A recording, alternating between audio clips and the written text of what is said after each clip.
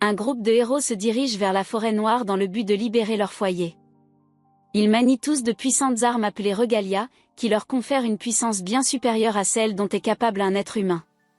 Ils sont donc parfaitement préparés à vaincre les bêtes noires qui peuplent la forêt.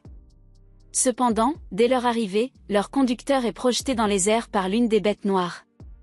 Tous les autres passent à l'action et leur chef, Stéphane, ordonne à tout le monde de se mettre en formation pour charger directement dans l'antre des bêtes noires.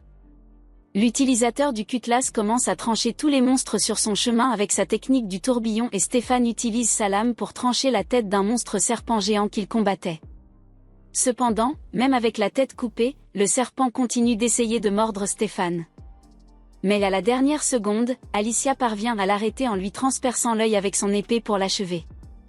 Jusqu'à présent, l'équipe s'en est plutôt bien sortie, et maintenant que tous les monstres faibles de la zone ont été éliminés, l'équipe s'aventure plus profondément dans la grotte pour traquer le seigneur des bêtes du sud. Ils finissent par arriver au centre de la grotte et se retrouvent face à face avec Clevita du clair de lune. Et vous savez que ça va mal tourner quand le monstre a une aura d'entrée agricole. Tout le monde peut sentir l'intensité qui émane de la bête, mais Stéphane est convaincu que lui et son équipe peuvent surmonter n'importe quoi grâce au pouvoir de l'amitié. Peu importe, l'amitié ne va pas les sauver ici.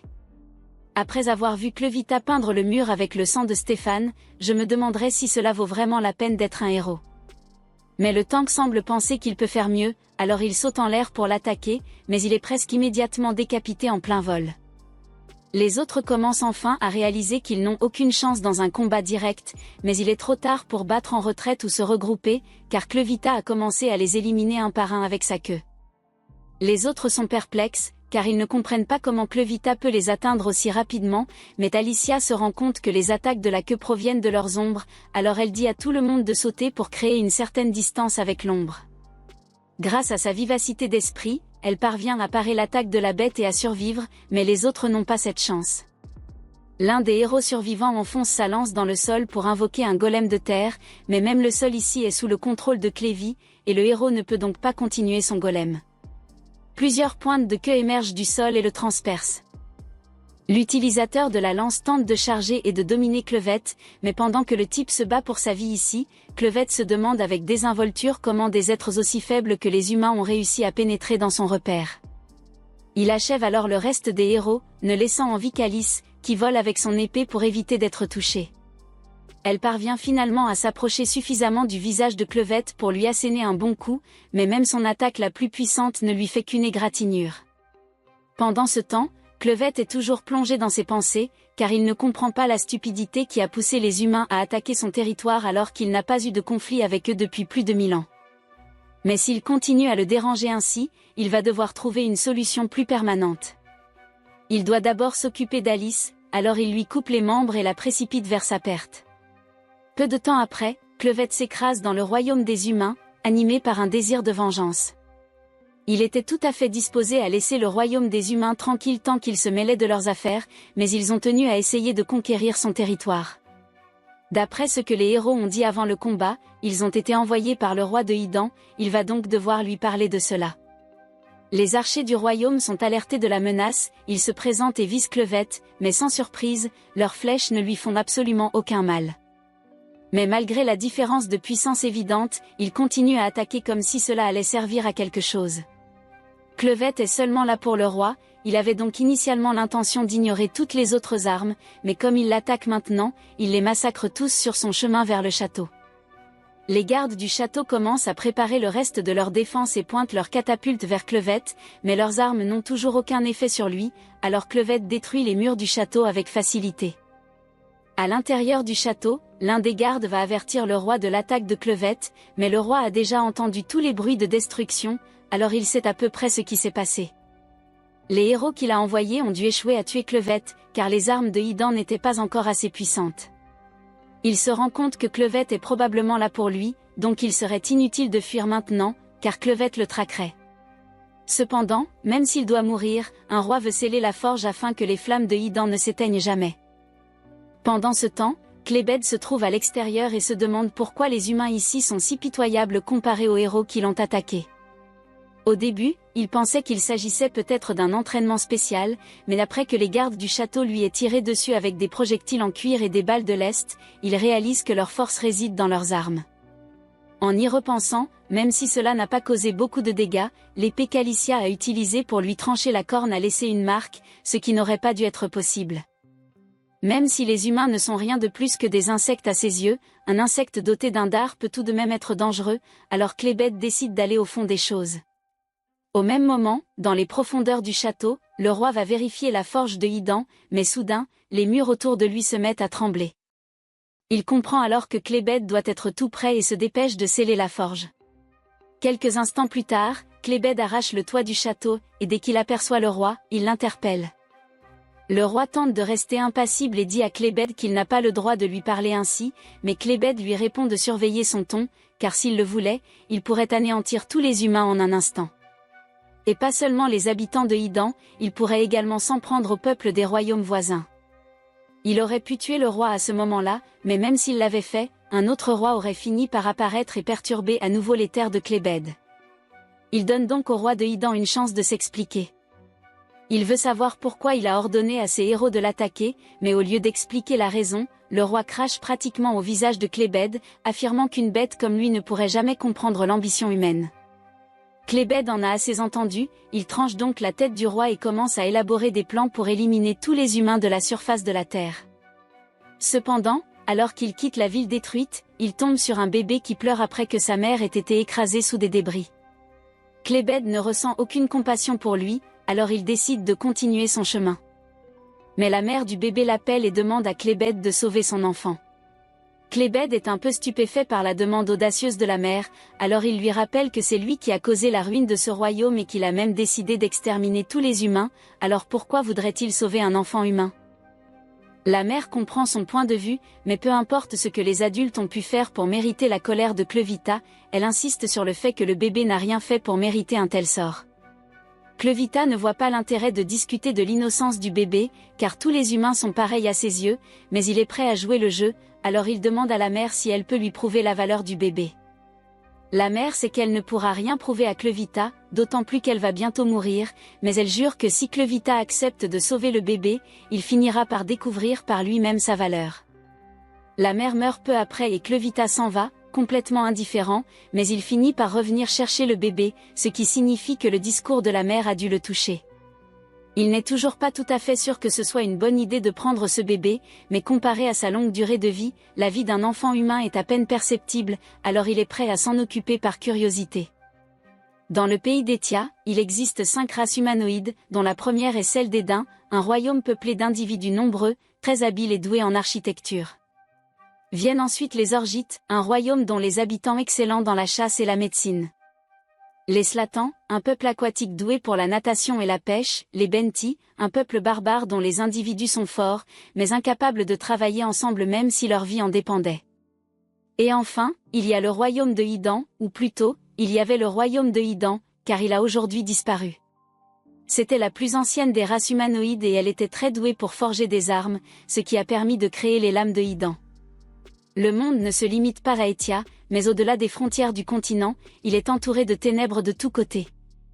C'est dans ces ténèbres que vivent les bêtes sombres et les 4 seigneurs des bêtes sombres, dont Clevette, c'est pourquoi les humains n'ont jamais mis les pieds en dehors d'Etia. De retour dans sa grotte, Clevette ramène le bébé avec lui, après avoir effrayé toutes les bêtes pour s'assurer qu'aucune ne le mange, il se blottit contre l'enfant pour se reposer, mais il ne sait pas trop quoi faire de lui. Il peut lui donner un peu de son énergie pour qu'il garde ses forces et ne risque pas de mourir de sitôt, mais le bébé est actuellement couvert d'excréments. Clevette n'avait pas prévu de s'occuper de cela, alors il prend le bébé et le jette sans hésiter dans une fosse remplie d'araignées.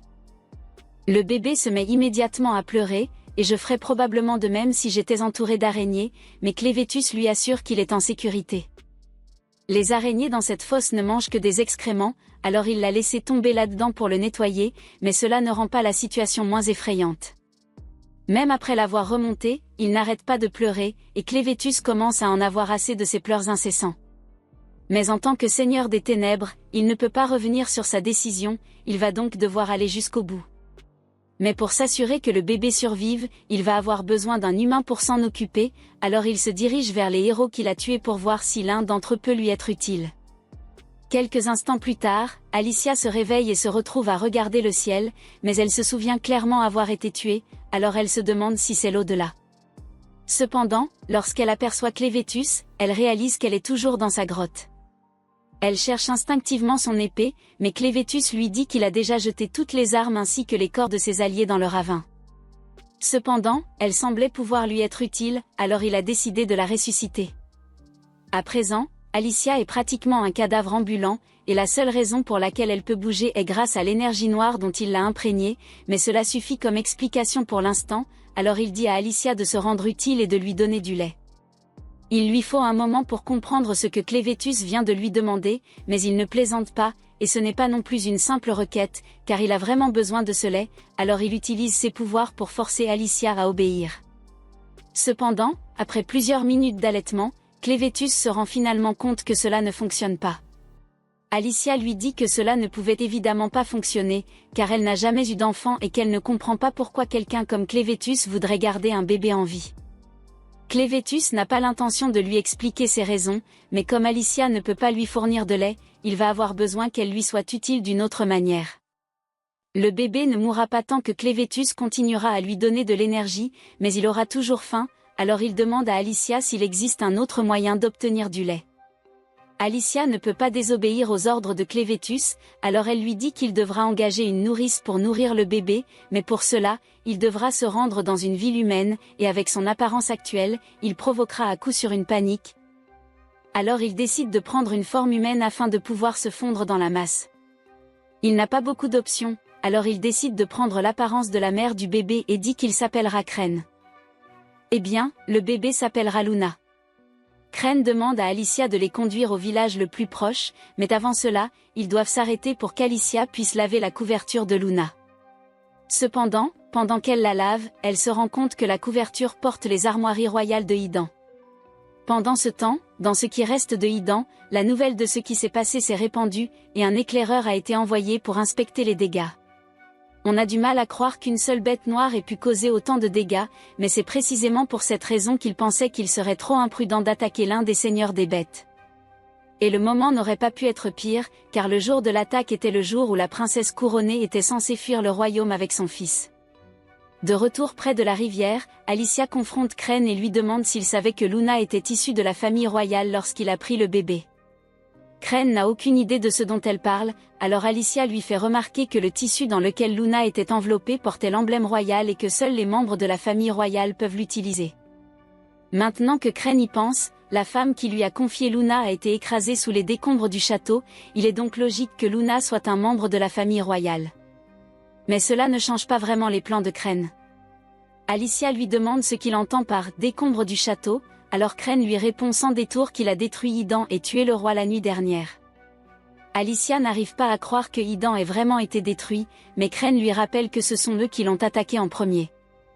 Crène ne pense pas que ce soit grave, mais Alicia dit que c'est très grave, car si Crène a vraiment anéanti Hidan, alors Luna doit être la dernière membre de la famille royale, ce qui signifie que des tonnes de gens vont se lancer à sa poursuite.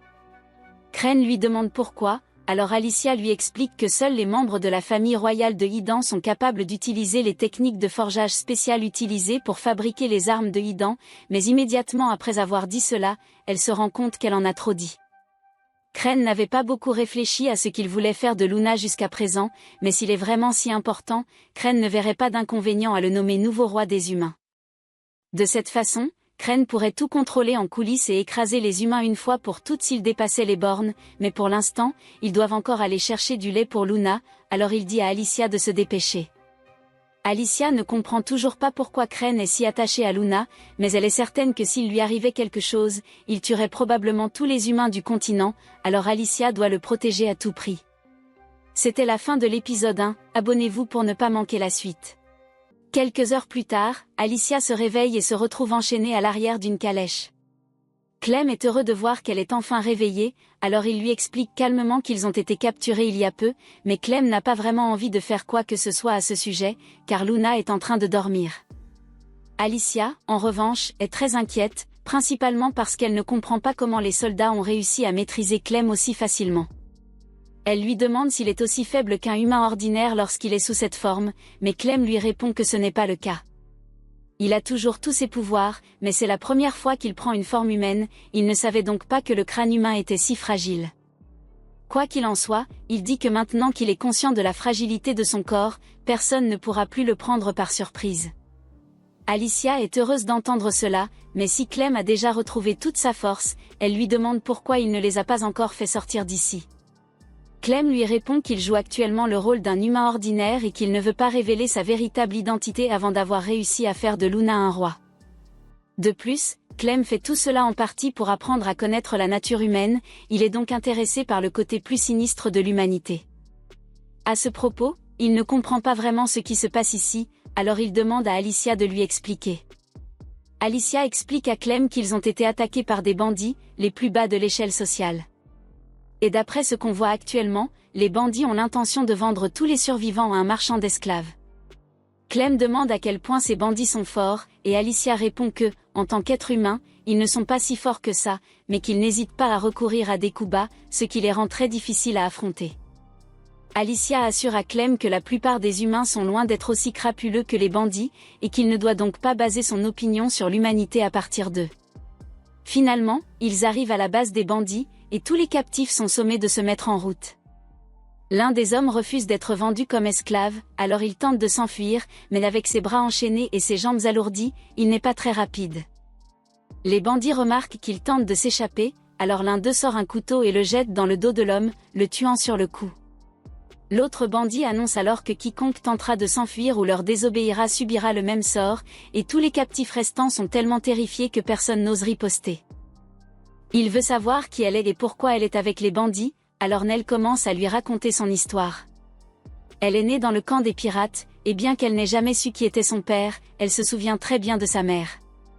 Les choses n'ont jamais été faciles pour elle, et d'après les souvenirs de Nell, sa mère était constamment maltraitée par les bandits, mais quelle que soit la gravité de la situation, elle a toujours enduré tout cela pour le bien de Nell. Cependant, lorsque Nell a eu 12 ans, sa mère a soudainement disparu. Nell ne sait pas si elle est morte ou si elle a réussi à s'échapper, mais une fois sa mère partie, les bandits ont tourné leur attention vers Nell et ont commencé à la maltraiter pour s'amuser. En conséquence, Nell a perdu la plupart de ses dents et n'entend plus que d'une oreille. Les choses se sont un peu améliorées pour elle lorsque Carme l'a recueillie, et depuis lors, les bandits ont cessé de s'en prendre à Nell pour leur jeu malsain. De plus, elle a désormais un travail à accomplir. Elle produit beaucoup de lait afin de nourrir les bébés affamés. Clem trouve l'histoire de Nell intrigante, mais d'après ce que lui a dit Alicia, il faut avoir un enfant pour pouvoir produire du lait. Il demande donc à Nell où est son enfant. Nell prend un air sombre et explique qu'elle n'en a pas, car son enfant est mort-né.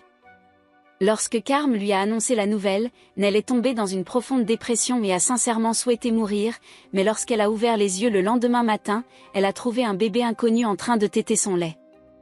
Elle savait que le bébé mourrait de faim s'il était laissé seul, alors elle l'a laissé boire autant qu'il voulait, et après cela, d'autres bébés lui ont été confiés pour qu'elle les nourrisse, et c'est ainsi qu'elle est devenue la nourrice attitrée. C'est pourquoi, même si sa vie n'a pas été facile, elle veut faire de son mieux pour que les bébés qui ont besoin de son lait soient heureux. Clem en a assez entendu, il remercie Nell de lui avoir raconté son histoire et lui demande de le suivre. Il veut l'engager comme nourrice de Luna, et même s'il ne fait généralement pas confiance aux humains, il voit bien que Nell est une bonne personne. Nell dit qu'elle est heureuse de recevoir une telle offre, mais elle ne pense pas que Clem puisse vraiment sortir d'ici, car il est esclave tout comme elle, alors elle refuse poliment son offre. Pendant ce temps, quelques bandits conduisent Alicia le long d'un pont de corde, et lorsqu'elle se rend compte qu'on l'emmène vers un puits de mine inondé, elle a un très mauvais pressentiment. Il dit à Alicia que leur groupe de bandits vend deux choses, des esclaves et de fausses épées magiques, car la plupart des gens sont trop stupides pour faire la différence. Les rumeurs disent que tous les membres de la famille royale sont morts aux mains de Clévétus, et si cela s'avère vrai, le prix des épées magiques va monter en flèche en un rien de temps. Il avait assuré que les 13 insignes royaux fabriqués à la main par le roi avant sa mort atteindraient un prix élevé, mais tous auraient été perdus lors de la bataille contre Clévétus. Cependant, avec Alicia sous ses ordres, Vroko pense pouvoir retrouver les insignes et les vendre pour réaliser un énorme profit.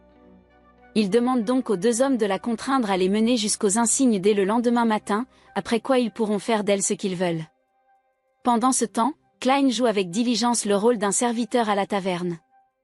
Nell est occupé à nourrir Luna, il n'a donc aucune raison de causer des problèmes, mais quelques instants plus tard, un bandit s'approche et crie à Nell de lui apporter plus de bière. Nell pose Luna par terre et va chercher la bière, mais même si elle fait ce qu'il lui a demandé, le bandit lui donne quand même un coup de pied dans le dos. Après cela, un autre bandit crie à Clyde de lui apporter de la viande, alors Clyde fait ce qu'on lui demande et sert la viande au bandit sans se plaindre. Les bandits sont surpris que Clyde n'essaie pas du tout de leur désobéir, et ils pensent qu'il fera un excellent esclave, mais Carm trouve toujours qu'il y a quelque chose d'inquiétant chez lui. D'après la corne sur sa tête, elle suppose que Clyde doit avoir du sang au burite, mais sa peau est beaucoup trop pâle pour cela, et ses yeux semblent beaucoup trop froids pour un garçon normal. Au même moment, Nell vaque à ses occupations et transporte la bière quand soudain, l'un des bandits lui fait un croche-pied intentionnellement. Nell tombe et brise les fûts de bière sur le sol, alors le bandit commence à agir comme si c'était de sa faute et la traîne dehors pour la punir.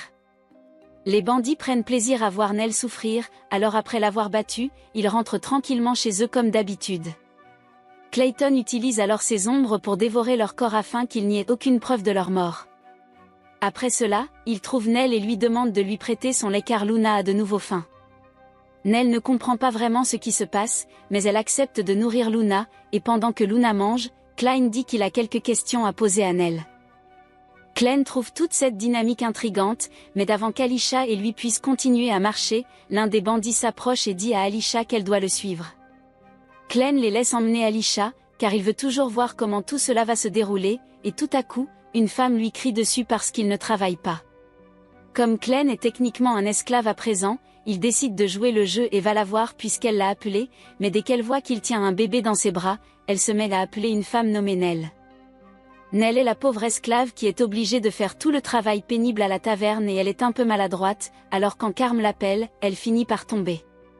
Carm gronde Nell pour avoir fait tomber tous les draps par terre et Nell s'excuse, mais cela mis à part, Carm dit à Nell qu'elle sera chargée de s'occuper du bébé de ce garçon et dès que Nell voit Luma, ses yeux s'illuminent car elle aime beaucoup les bébés.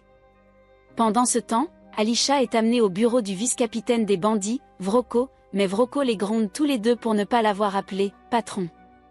Les autres bandits pensent qu'il plaisante, mais Vroko dit qu'il est sérieux et que s'il refuse de le reconnaître comme leur patron, il devra lâcher son animal de compagnie, Betty. Alisha est choquée que Vroko ait réussi à se procurer un troll monstrueux venu de l'Ouest, et elle est encore plus choquée par le fait qu'il l'ait dressé pour en faire un animal de compagnie fidèle. Passant aux choses sérieuses, Vroko sort le sac de pierres précieuses qu'Alisha transportait lorsque les bandits l'ont capturé. Il sait que ces gemmes ne peuvent être trouvées que dans la montagne Luna, mais cet endroit est le territoire de Clevetus, l'un des 4 seigneurs des bêtes sombres, il est donc impossible qu'une personne ordinaire ait pu les acquérir ou même s'approcher de cette zone.